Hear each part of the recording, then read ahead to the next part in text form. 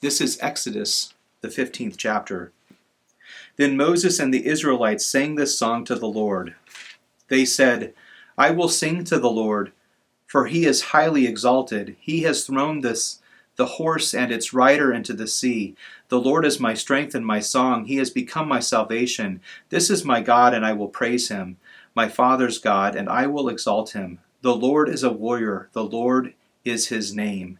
He threw Pharaoh's chariots and his army into the sea. The elite of his officers were drowned in the Red Sea. The floods covered them. They sank to the depths like a stone. Lord, your right hand is glorious in power. Lord, your right hand shattered the enemy.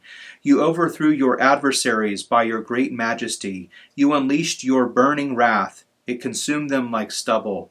The water heaped up at the blast from your nostrils. The current stood firm like a dam. The watery depths congealed in the heart of the sea. The enemy said, I will pursue, I will overtake, I will divide the spoil. My desire will be gratified at their expense. I will draw my sword. My hand will destroy them. But you blew with your breath, and the sea covered them. They sank like lead in the mighty waters. Lord, who is like you among the gods? Who is like you, glorious in holiness, revered with praises, performing wonders? You stretched out your right hand, and the earth swallowed them. With your faithful love, you will lead the people you have redeemed. You will guide them to your holy dwelling with your strength. When the peoples hear, they will shudder. Anguish will seize the inhabitants of Philistia. Then the chiefs of Edom will be terrified. Trembling will seize the leaders of Moab. All the inhabitants of Canaan will panic. Terror and dread will fall on them. They will be as still as stone because of your powerful arm, until your people pass by, Lord, until your people whom you purchased pass by.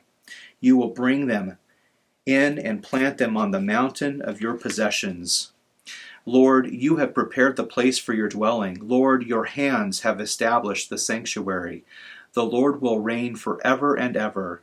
When Pharaoh's horses with his chariots and horsemen went into the sea, the Lord brought the water of the sea back over them. But the Israelites walked through the sea on the dry ground.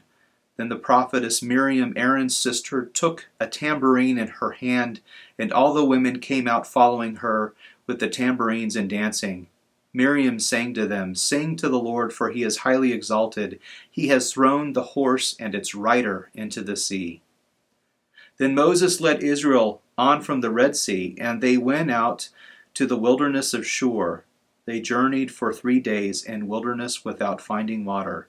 They came to Marah, but they could not drink the water at Marah because it was bitter. That is why it was named Marah. The people grumbled to Moses, What are we going to drink? So he cried out to the Lord, and the Lord showed him a tree. And when he threw it into the water became drinkable. The Lord made a statute and ordinance for them at Marah, and he tested them there. He said, If you will carefully obey the Lord your God, do what is right in his sight, pay attention to his commands, and keep all of his statutes, I will not inflict any illnesses on you that I inflicted on the Egyptians, for I am the Lord who heals you. Then they came to Elim, where there were 12 springs and 70 date palms, and they camped there by the water. Beloved is where we begin.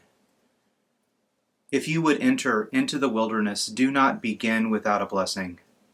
Do not leave without hearing who you are. Beloved, named by the one who has traveled this path before you. Do not go without letting it echo in your ears. And if you find it is hard to let it into your heart, do not despair. That is what this journey is for.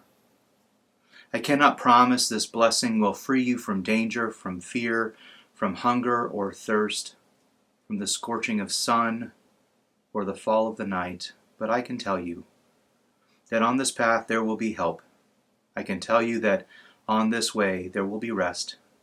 I can tell you that you will know the strange graces that come to our aid only on a road such as this, that fly to meet us, bearing comfort and strength, that come alongside us for no other cause than to lean themselves toward our ear, and with wither curious insistence whisper our name, Beloved, beloved, beloved.